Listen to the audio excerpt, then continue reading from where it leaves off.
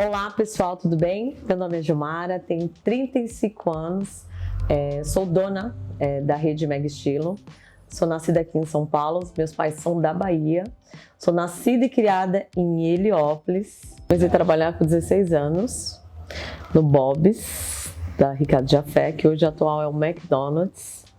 Depois eu fui trabalhar no Brás, de vendedora de loja.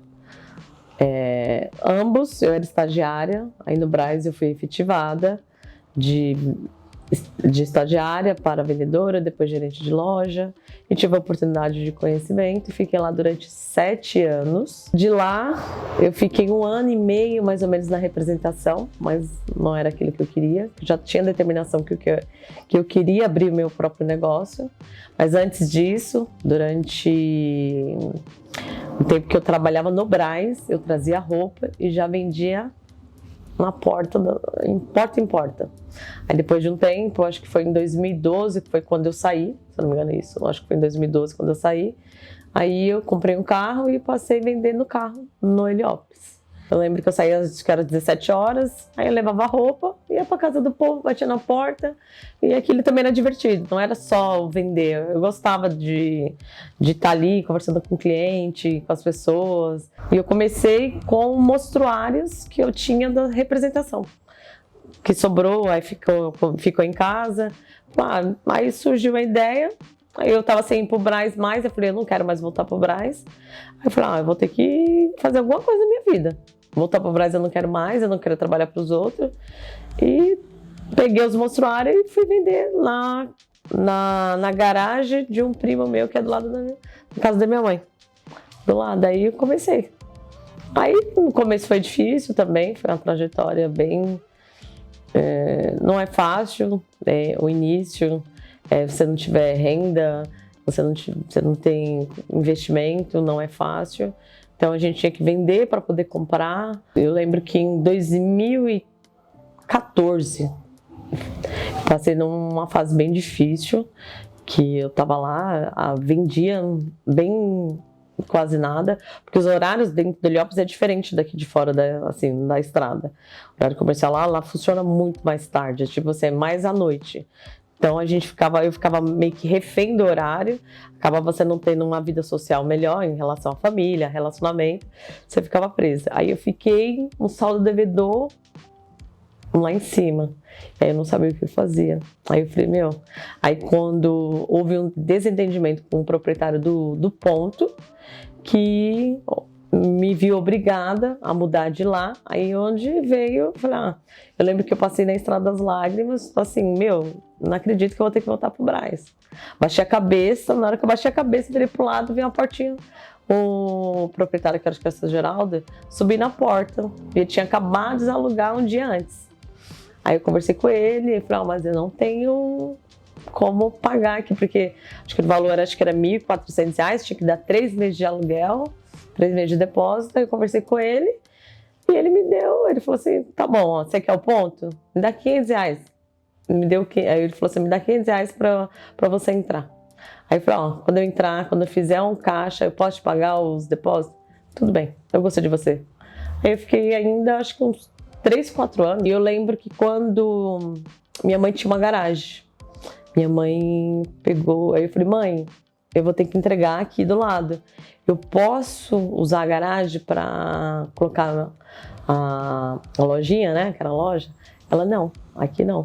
Eu me senti sem chão, sem entender naquele momento. Mas hoje eu agradeço. Talvez se ela tivesse falado sim, talvez eu estava lá até hoje e não tinha, talvez, conhecido outras pessoas que me dessem mais um norte, que me dessem uma direção melhor. Então foi umas coisas que aconteceu lá no passado, quando eu falo que algumas pessoas, muitas vezes que vêm conversar comigo em relação não tá dando certo, determinadas coisas, eu até ouvi essa frase esses dias, né? Até o errado, às vezes é o caminho certo. Minha mãe falou não, aí eu fiquei desesperada. Não, vou ter que sair, para onde eu vou? Vou ter que voltar pro Brás? Eu não quero mais. Porque alguma coisa falava para mim, não vai voltar mais pro Brás. Tinha alguma coisa dentro de mim. E eu vim para a estrada ainda no vermelho. Logo no começo era Gil Fashion Models. Aí logo que eu vim para a estrada em 2014, eu fiz uma pequena reforma que não deu muita graça. Aí eu fui e coloquei Gilmara Mega Estilo. Eu gostava muito desse nome, Mega Estilo. Acho que foi 2015 ou foi 2016 quando eu mudei pro outro lado, que é aqui onde eu estou agora. Aí eu mudei, falei, vai ser Mega Estilo. Mas o meu G, ele vai ter que permanecer. O desafio inicial foi colocar um perfil que não se tinha aqui na venda, nas lojas. Que o início ele serve como aprendizado. Eu falo que o processo ele é bem complicado, porque a questão de você identificar seu público, as pessoas, você acertar o produto é difícil. Muitas vezes a gente pega o produto, não é assertivo. Então, naquela época foi um grande desafio, não foi fácil. Trazer uma referência de lá de fora, por exemplo, eu queria trazer blazer, coisas que aqui era raro ver alguém usando blazer. Um suéter, ninguém usava um suéter aqui. Não tinha essa cultura. Então, foi para mim, acho que foi um grande desafio inicial, encontrar o meu público, aquele que eu queria. Desde o início, era vender blazer, t-shirts, eu não queria vender cropped, eu não queria vender nada que fosse relacionado somente ao corpo, e sim a valorização da mulher.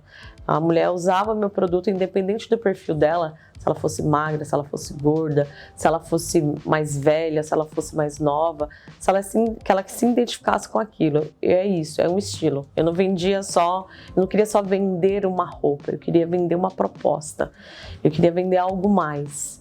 Eu tenho essa ideia, eu levo desde o início da Mega Estilo até hoje. Desde criança eu sempre gostei de moda. Tanto que quando eu lembro que minha mãe me levava uma vez por ano, em dezembro para comprar roupa. Eu lembro que tinha a Dick e tinha a Pelicano, que era ali na Silva Bueno, que hoje a gente tem até uma Mega Estilo lá. Que hoje olhar isso até assim, acho algo muito importante na minha vida. Eu sempre falava pra minha mãe, eu vou ter uma loja quando eu crescer. Eu era apaixonada, entrava dentro da loja, aquilo era uma paixão. Eu falei, eu vou ter uma loja ainda quando eu crescer. É um grande orgulho para mim hoje ter uma loja na Silva Bueno, olhar o meu passado, as dificuldades de ônibus, minha mãe me levava, aquelas roupas assim, pegava, não tinha aquela qualidade toda, durava só aquele ano, porque eu lembro que só era uma vez por ano, a gente comprava que as condições não permitiam. Hoje a Mega Estilo, elas são compostas de 23 pessoas que fazem parte do time da Mega Estilo. Hoje não é só mais eu tenho uma equipe por trás, eu tenho supervisora, eu tenho financeiro, eu tenho outra pessoa que é responsável pela parte do estoque, eu tenho um motorista, mas ela iniciou dentro do Heliópolis, depois a gente foi na Estrada das Lágrimas, uma loja menorzinha. A segunda loja foi na Vila das Mercê, que está até hoje. Se eu não me engano, foi em 2016 para 2017, em dezembro. E a terceira loja foi de uma oportunidade, no momento que muitas pessoas não estavam apostando. Foi em 2020, onde a maioria das pessoas estavam fechando, e eu tive a coragem de abraçar a oportunidade. A oportunidade veio e eu abracei. Estamos até hoje. Hoje é uma das melhores lojas que a gente tem. Em relação às 3 unidades, é a nossa ponta hoje. Mas o nosso case hoje é a nossa questão da escolha do produto, coleção, as nossas promoções que são fiéis, em 2 vezes por ano, em troca de coleção mesmo, de primavera-verão, de outono-inverno. Então a gente seguiu essa linhagem e deu certo. Ser uma referência é uma responsabilidade muito grande para mim. Eu falo, não é fácil ser uma referência. É algo que eu me tornei sem saber, não foi algo que eu planejei lá no passado, que eu acho que isso era algo muito distante lá atrás, em relação à questão do marketing. Hoje a gente fala muito sobre empreendedorismo, sobre inspirar outras pessoas. Eu falo que trabalhar hoje com rede social, você tem uma grande responsabilidade. Tanto que, para mim comunicar aqui, é uma tarefa muito difícil. Aconselhar vocês não é algo que eu chego e falo, porque eu acho que é muito da pessoa, da sua determinação, é o seu jeito. aquilo que você coloca, o capricho. Eu acho que tudo envolve o capricho, fazer aquilo bem feito, não ter medo de ter que refazer, não ter medo de dar errado, não ter medo de recomeçar. Eu tenho isso comigo. Eu acho que isso faz parte do empreender hoje. Você tem que estar aberta a aceitar as coisas que também não dão certo, entender que faz parte do processo.